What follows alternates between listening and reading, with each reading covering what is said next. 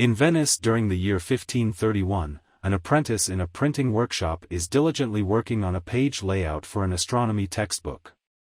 The page contains a dense line of text and a woodblock illustration of a cherubic face observing shapes in the cosmos, which represents a lunar eclipse. Although book production in the 16th century was a lengthy process, it allowed knowledge to spread faster than ever before. Fast forward 500 years, and the production of information has evolved into a completely different entity, with terabytes of data in the form of images, videos, and text circulating almost instantly. This torrent of digital data needs to be analyzed quickly, and thus machine learning models have become necessary to sort through the information. This shift in information production has implications for fields such as art creation and drug development. However, these technological advancements also allow for a new perspective on historical data.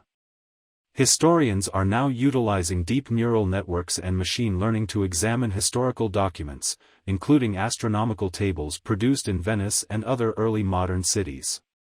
These documents have spent centuries in mildewed archives or have been distorted by the mistakes of printers. Historians believe that modern computer science can aid in drawing connections across a broader range of historical records, which would otherwise not be feasible. Analyzing history document by document can lead to distortions, which can be corrected by the application of machine learning.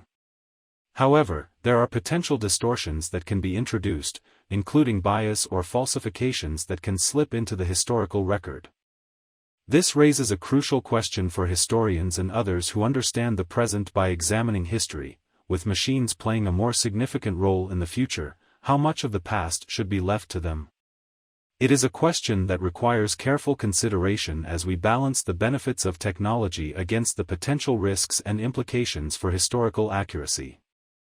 The digitization of historical documents, such as the Library of Congress's collection of millions of newspaper pages and the Finnish Archives court records dating back to the 19th century, has brought big data to the humanities. This has created both a problem and an opportunity for researchers, as there is much more information available, but often no effective way to sift through it. Computational tools have been developed to help scholars parse through this complexity. For instance, in 2009, Johannes Preiser-Capeller built a database of individuals and used network analysis software to reconstruct their connections, revealing hidden patterns of influence in a registry of decisions from the 14th century Byzantine Church. Advances in deep learning have now allowed machines to draw conclusions from larger collections of text, even in cases where certain aspects of historical documents made them indecipherable to machines. Matteo Valeriani, a professor with the Max Planck Institute for the History of Science, saw an opportunity to trace the evolution of European knowledge toward a shared scientific worldview by analyzing a digitized collection of 359 astronomy textbooks published between 1472 and 1650. With the help of a team of researchers at the Berlin Institute for the Foundations of Learning and Data, BIFOLD, Valeriani divided the collection into three categories: text parts, scientific illustrations, and numerical tables, and used machine learning to discern patterns. Valeriani explains that initially, it was difficult to use algorithms to interpret the text because of variations in typefaces used by early modern print shops. Each shop had its own unique typeface, making it necessary to retrain the model for each book. Additionally, the use of regionally specific Latin dialects in many texts made it challenging for machines that haven't been trained on historical languages. This limitation is common in natural language processing, and it works better for dominant languages like English than for ancient Hebrew, for example. Therefore, researchers extracted text manually from the source materials and identified links between sets of documents. They created a graph from this data, which embedded the single links in a network of all the records. The researchers then used this graph to train a machine learning method that could suggest connections between texts. Finally, to study the visual elements of the texts, such as the 20,000 illustrations and 10,000 tables, the researchers used neural networks. According to Lauren Tilton, an associate professor of digital humanities at the University of Richmond, computer vision for historical images faces similar challenges as natural language processing.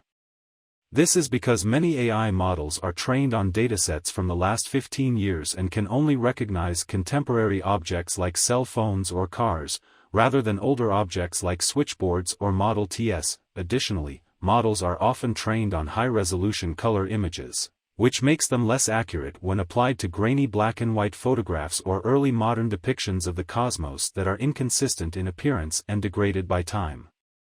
Tilton notes that while computer science experts may claim to have solved object detection, historical images can still pose difficulties. Deep learning models, however, are capable of greater abstraction and can identify patterns in large amounts of data, which makes them useful for this task. For example, the Sphera project used a neural network to analyze illustrations from early modern texts, classifying and clustering them for other historians to access via the public web service SURDeep. Researchers also developed a neural network architecture to detect and cluster similar tables based on the numbers they contain, rather than their layout, as the same table could be printed in various ways. The project uncovered interesting patterns in the data, including that while Europe was fracturing along religious lines, scientific knowledge was consolidating. The study of the Protestant Reformation is not new, but the machine-mediated approach provided a fresh perspective. Similar patterns are emerging from the analysis of tables and images. Other initiatives propose utilizing machine learning to make broader inferences about history. The Venice time machine is an example of this, which is part of a network of local, time machines, in Europe that aim to reconstruct local histories from digitized records. The Venetian state archives contain 1,000 years of history spread across 80 kilometers of shelves, and the researchers' goal was to digitize these records, many of which had never been examined by modern historians. Deep learning networks were used to extract information and reconstruct the ties that once bound Venetians by tracing names that appear in the same document across other documents. According to Frederick Kaplan, president of the Time Machine Organization, the project has digitized enough of the city's administrative documents to capture the texture of the city in centuries past, allowing the identification of the families who lived there at different points in time, building by building. However, historians like Johannes Preiser-Capeller, who ran the study of Byzantine bishops at the Austrian Academy of Sciences, say that the project has not been able to fulfill its ultimate promise of a digital simulation of medieval Venice down to the neighborhood level through networks reconstructed by artificial intelligence because the model cannot understand which connections are significant.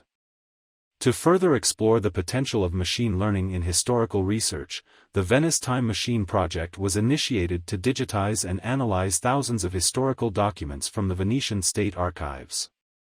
While the project has made significant progress in digitizing the documents, the use of machine learning to create networks and draw meaningful inferences has been limited. In an experiment conducted by Johannes Preiser-Capeller, a professor at the Austrian Academy of Sciences, he found that relying solely on automatic detection algorithms to extract network information can produce artificial complexity that lacks historical interpretation. This highlights a limitation of machine learning in historical research, as models lack the contextual understanding necessary to arrive at accurate conclusions. Frederick Kaplan acknowledges that, currently, human interpretation is still required to provide context. However, he imagines that generative AI could be used to fill in gaps in the historical record, making predictions based on aggregated data. This approach may bring in new perspectives but deviates from traditional historical practices of basing conclusions on available evidence. Richard Nixon's speech that was written in case of a disastrous end to the 1969 moon landing can now be viewed on YouTube via a deepfake created by researchers to illustrate the impact of AI on our shared sense of history. Digital media and technology are shaping historical study, and Northeastern history professor Dan Cohen recently demonstrated to his students how AI-generated false images of historical events such as the D-Day landings can be entirely convincing. Generative AI can also create texts that appear to be parliamentary speeches from the Victorian era, and by producing historical handwriting or typefaces, it could construct a written historical record that looks authentic. Although false history is not new, the speed and scale at which fakes can be generated is astounding, and the problem extends beyond images. For example, AI chatbots like Character.ai and Historical Figures Chat allow users to simulate conversations with historical figures, raising concerns among historians about portraying individuals as less racist or more remorseful than they actually were. AI, from historical chatbots to models that make predictions based on historical records, carries the risk of getting things wrong. While some mistakes may be benign anachronisms, others may be consequential, particularly if they are included in a collection of documents too extensive for a historian to examine individually or if they are distributed by someone with an interest in a particular interpretation of history. Even if there is no intentional deceit, some scholars worry that historians may use tools that they are not qualified to comprehend. Abraham Gibson, a history professor at the University of Texas at San Antonio, states that we as humanists or historians are effectively outsourcing analysis to another field, or perhaps a machine, adding that until recently, many fellow historians did not recognize the relevance of artificial intelligence to their work. However, they are now beginning to understand that they may ultimately relinquish some of their interpretation of history to a black box.